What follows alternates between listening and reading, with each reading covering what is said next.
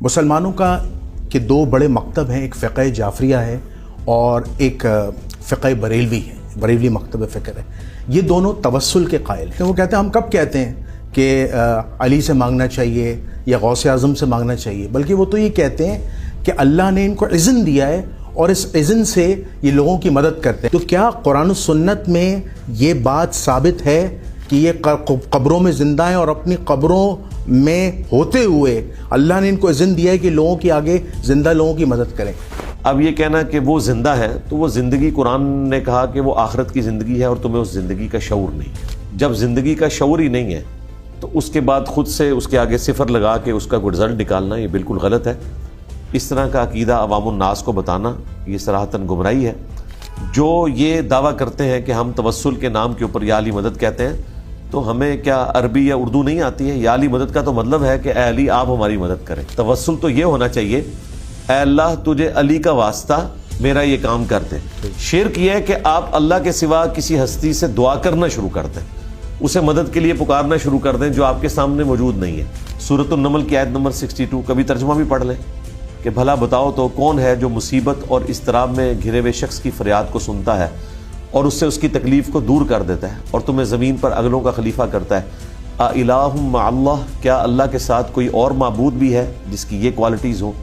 قلیلا ما تذکرون، بہت کم ہی تم نصیحت حاصل کرتے ہو۔ یا علی مدد کہنا، یا شیخ عبد القادر جیلانی مدد کہنا، یا رسول اللہ مدد کہنا یہ سادہ معاملہ نہیں ہے۔ اس کا مطلب یہ ہے کہ آپ ان ہستیوں کو خدا کے ساتھ شریک کر رہے ہیں۔ قرآن حکیم میں 40 کے قریب دعائیں آئی ہیں، سب ربنا کے ساتھ ہیں، کوئی وسیلہ، کوئی توسل اس میں نہیں ہے، کوئی ڈائریکٹ استمداد اللہ کے سوا کسی ہستی سے نہیں ہے۔ مولا علی بھی اللہ کو پکارتے تھے، مولا علی کے مولا محمد رسول اللہ بھی اللہ کو پکارتے تھے، محمد رسول اللہ کے جد امجد ابراہیم خلیل اللہ بھی اللہ کو پکارتے تھے، اور دین ابراہیمی کے ماننے والے بھی پیغمبروں کی پیروی کرتے ہوئے ایک اللہ سے دعا کرتے ہیں۔ اہل تشیعوں کا یہ عقیدہ ہے کہ مولا علی علیہ السلام کل قیامت کے دن جنت اور جہنم کا فیصلہ کریں گے، اور ان کی ایک روایت ہے انا قسیم الجنت والنار، کہ وہ جنت اور جہنم کی تقسیم کریں گے۔ کس بنیاد پہ؟ کہ علی سے محبت نہیں رکھے گا مگر مومن، علی سے بغض نہیں رکھے گا مگر منافق۔ وہ پیش کرتے ہیں کہ امام شافعی اور امام احمد بن حنبل بھی قسیم الجنت والنار کے قائل تھے، جبکہ قرآن میں اگر ہم دیکھیں تو ہمیں جو قسیم الجنت والنار کی جو بات ہے یہ پاور اللہ کے پاس، اور اللہ ہی جس کو چاہے جنت اور جہنم میں بھیجے گا۔ اس طرح کا عجیب و غریب عقیدہ تو ہم رسول اللہ کے حق میں بھی ماننے کے لیے تیار نہیں۔ سورہ الزمر میں اللہ تعالیٰ نے واضح فرمایا کہ اے نبی جن کے لیے جہنم واجب ہو چکی ہے کیا تم انہیں آگ سے بچا لو گے جہنم کی؟ اگر کوئی شخص شفاعت کے عقیدے کو اس طرح بگاڑ کے پیش کرتا ہے تو وہ اتنا ہی بیان کرے جتنا ہے۔ ہمارا سب کانٹیننٹ کا مسئلہ یہ ہے کہ اگر کوئی چیز قرآن و سنت میں 10 رپورٹ ہوئی ہے نا، ایک بزرگ آتا ہے وہ اپنا 0 ساتھ لگا کے اسے 100 بناتا ہے، اس کے بعد جو آتا ہے وہ مزید دچ فرائی کرتا ہے، ایک 0 اپنا لگاتا ہے اسے 1000 بناتا ہے، اور آج وہ 10 جو تھا وہ ملینز بلکہ بلینز تک پہنچ چکا ہے۔ پھر بخاری مسلم میں آتا ہے کہ ونس جب نبی اسلام کے مبارک ہاتھوں پہ شفاعت کا دروازہ کھلے گا، پھر اللہ کے اذن سے فرشتے بھی، انبیاء بھی اور اللہ کے نیک بندے بھی شفاعت کریں گے۔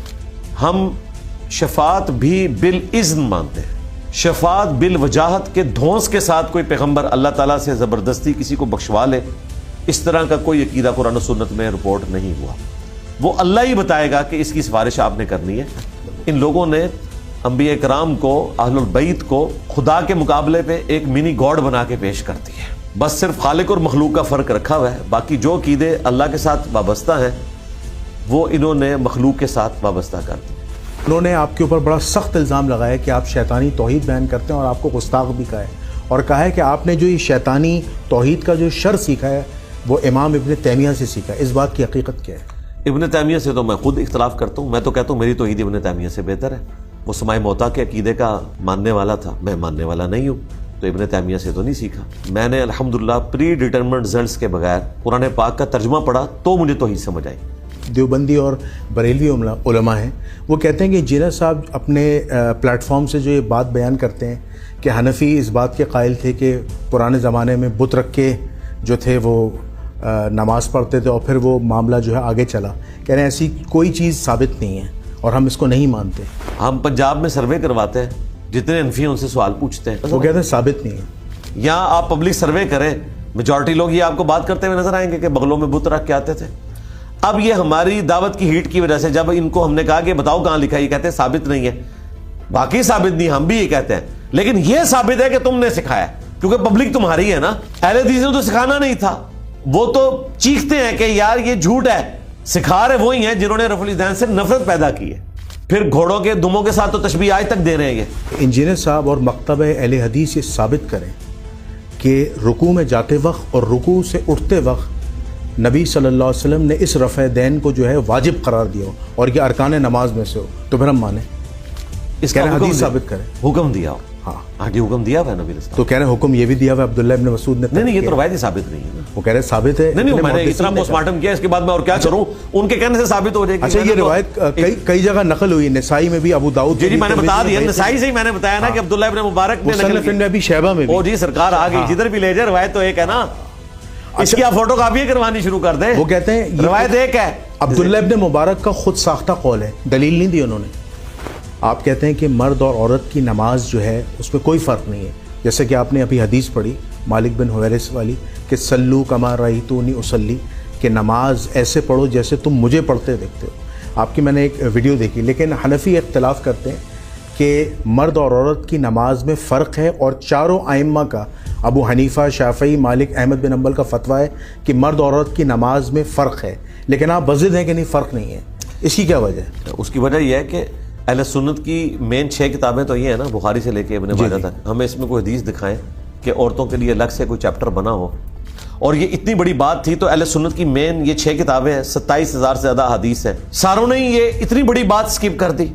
شیعہ کا روزہ کھولنا صحیح ہے ٹائم کے مطابق یا سنی کا؟ نہ شیعہ کا نہ سنی کا. اچھا, شیخ گوگل کا ٹھیک ہے.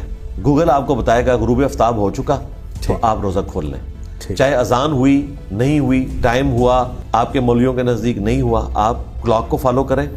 بس اوقات گوگل میں جو کیلکولیشن ہے اس سے 3-4 منٹ پہلے اذانیں شروع ہو جاتی ہیں, روزہ آپ توڑ بیٹھیں گے. یہ جو شیعہ نے بحث کی ہوئی ہے نا کہ رات کا مطلب ہے کہ سیاہی کو انشور کیا جائے, جی جی, تو بھائی وہ سیاہی تو پھر 1.5 گھنٹے کے بعد انشور ہوتی ہے. جس وقت شیعہ روزہ کھول رہے ہوتے ہیں اس وقت بھی آسمان پہ روشنی ہوتی ہے. جی جی, ہوتی ہے روشنی, بلو ہوتا ہے, بلو ہوتا ہے آسمان. ہاں, یہ بلیک تو وہ بھی نہیں ہوا ہوتا. تو 5-7 منٹ سے یہ کیا نکال لیتے ہیں. ایک بڑا اہم سوال ہے انجینئر صاحب, کیا آپ صوفیاء کرام جو ہیں جنہیں صوفی کہا جاتا ہے, آپ ان کی اسلامی خدمات کے قائل ہیں؟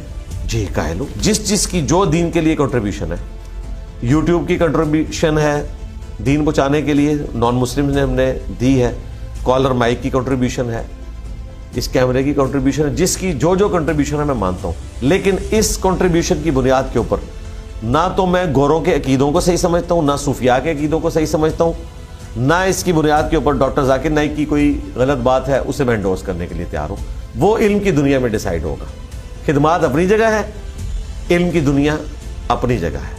جب ہم قرآن مجید کی سورہ نساء کی آیت نمبر 165 میں واضح اللہ نے لکھا ہے کہ اللہ نے اپنے رسولوں یعنی انبیاء کو بھیج کے حجت تمام کر دی, تو اس کے بعد اگر مسلمانوں کی ایک جماعت فقہ جعفریہ یہ عقیدہ رکھے کہ تیسری بھی کوئی شخصیت ہے جس کا نام امام علی یا ان کے مزید 12 جانشین جو امام مہدی تک جاتے ہیں, وہ بھی رسول کی طرح حجت خدا ہیں, جیسے رسول حجت خدا ہیں, اور اسی طرح ان کی بات ماننا بھی ویسے ہی ہے جیسے رسول خدا کی ہے. کیا یہ عقیدہ رکھنا جائز ہے یا قرآن عقیدہ امامت کی آپ بات کر رہے ہیں؟ جی جی, عقیدہ امامت جو اہل تشیعوں کے ہاں پایا جاتا ہے, قرآن و سنت میں اس کی کوئی اثر موجود نہیں ہے, ثابت ہی نہیں ہے, بالکل سرے سے کوئی ثابت نہیں ہے.